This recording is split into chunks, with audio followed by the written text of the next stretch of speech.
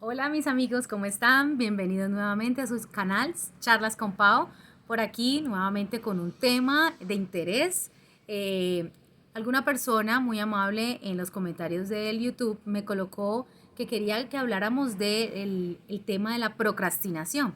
Bueno, verdaderamente ya ese tema lo teníamos pensado porque es una situación que es muy común y que a veces tiende a ser confusa el entender esa situación y a veces sí se confunde con otro tipo de situaciones como la falta de tiempo o la pereza para hacer las cosas. Entonces aquí estamos en nuestro canal Charlas con Pau para hablar sobre la procrastinación. Bienvenidos. ¿Qué es entonces la procrastinación? Realmente viene del latín procrastinare, que el adverbio cras habla del mañana. Así como lo oyen, dejar las cosas para mañana en vez de hacerlas hoy, como dice el dicho. Ahora, ese dejar para mañana no significa otra cosa que aplazar, posponer actividades o situaciones que de alguna manera nos afectan emocionalmente y cambiar esas actividades y situaciones por otras que nos causan emociones placenteras o emociones positivas. De tal manera que vamos a ir aplazando esa otra situación y aplazándola sin lugar a una fecha definida. Entonces, todo esto de lo que estamos hablando es algo voluntario, es algo de lo que nos damos cuenta que lo estamos haciendo, es algo que somos conscientes, pero realmente muchas personas que procrastinan no se dan cuenta del por qué lo están haciendo. Sí lo hacen conscientemente, pero no saben un por qué.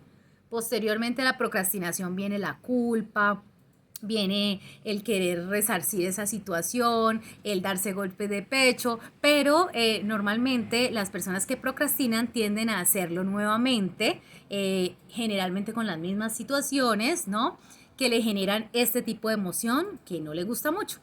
Ahora bien, recordemos que somos seres regulados por el sistema nervioso central. El sistema nervioso es el encargado de ayudarnos en todo nuestro quehacer, en todas nuestras actividades, desde la parte voluntaria motora hasta la involuntaria, ¿cierto? Y aquí hablamos también de las emociones. De tal manera que en el cerebro tenemos una amígdala, sí, no es la que queda por acá, es otra, un poco más primitiva.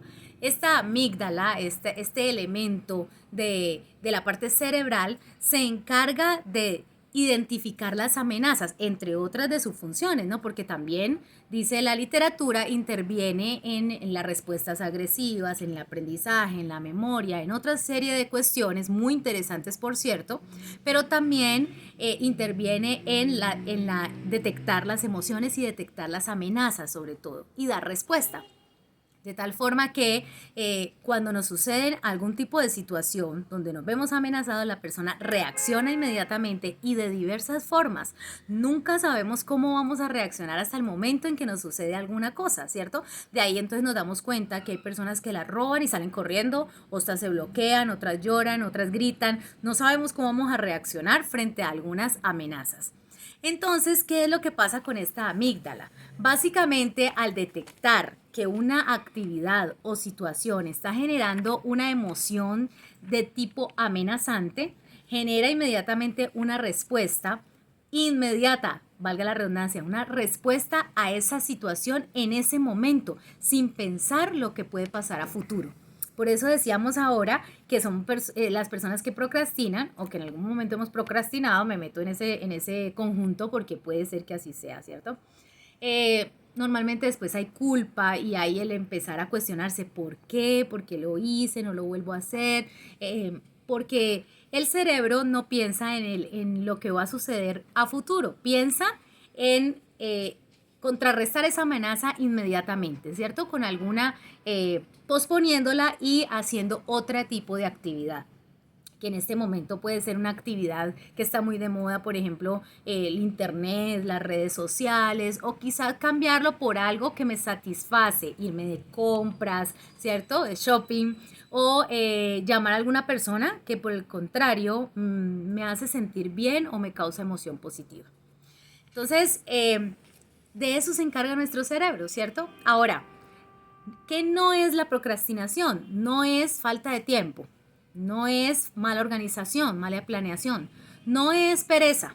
o flojera de hacer las cosas, porque también existe personas que dejan de hacer las cosas porque, ay, qué pereza, ahorita no, mejor mañana, mejor pasado mañana, y van posponiendo una actividad, pero no porque les produzca ninguna emoción X o Y, sino porque sencillamente les da pereza. Otros que dicen, por ejemplo, tengo que ir a verme tal película, pero es que, ay, no tengo tiempo, tengo mucho trabajo, tengo muchas situaciones, entonces no lo hago. Esas son las personas que postergan, aplazan, pero por falta de agenda, por falta de planeación, planificación y organización en su tiempo. No, los procrastinadores no son de ese tipo. No tiene que ver con esa situación, tiene que ver directamente con la sensación de emociones amenazantes en nuestro cerebro. Ahora bien, ¿qué se procrastina? Se procrastina en situaciones que son actividades, por ejemplo, de tipo abrumador, desafiante, de pronto que me den miedo, que me den temor, o que quizá normalmente yo ya he sufrido alguna situación parecida y no quiero vivir nuevamente eso que sentí en ese momento. A ver, les voy a dar un ejemplo. Quizá una persona ya se casó, ¿cierto? Ella tuvo un matrimonio, tuvo dos, y está viviendo con una tercera persona que ama con todo el corazón y que quedaron en casarse. Pero esa fecha la han colocado varias veces, y resulta que está procrastinando el hombre o la mujer o ambos, porque quizá les da miedo un resultado posterior.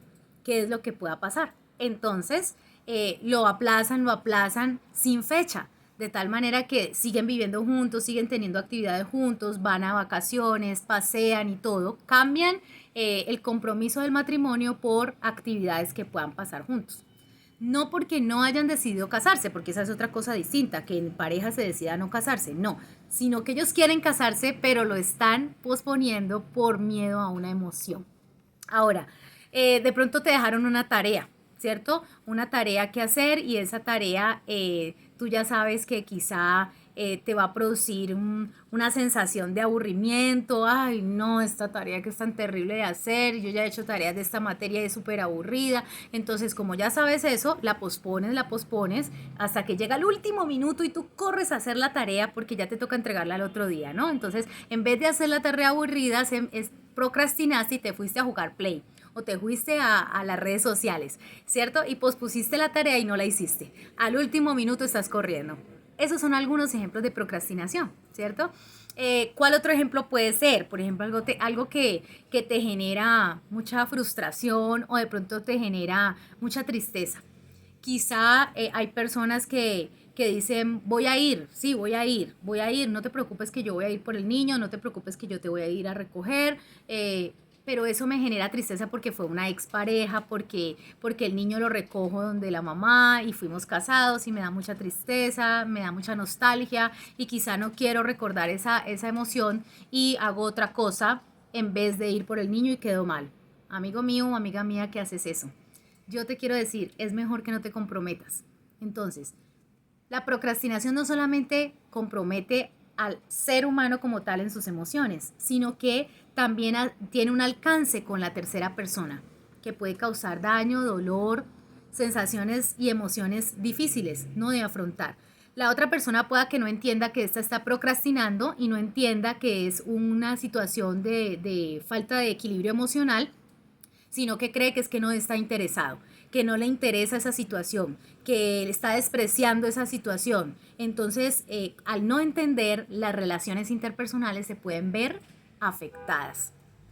Ahora bien, tipos de procrastinadores de dos tipos, los que son eventuales, ¿cierto? Y los que son crónicos o que son muy frecuentes, son realmente que tienen una actitud evasiva frente a una situación específica, ¿cierto? Esos son los tipos de procrastinadores.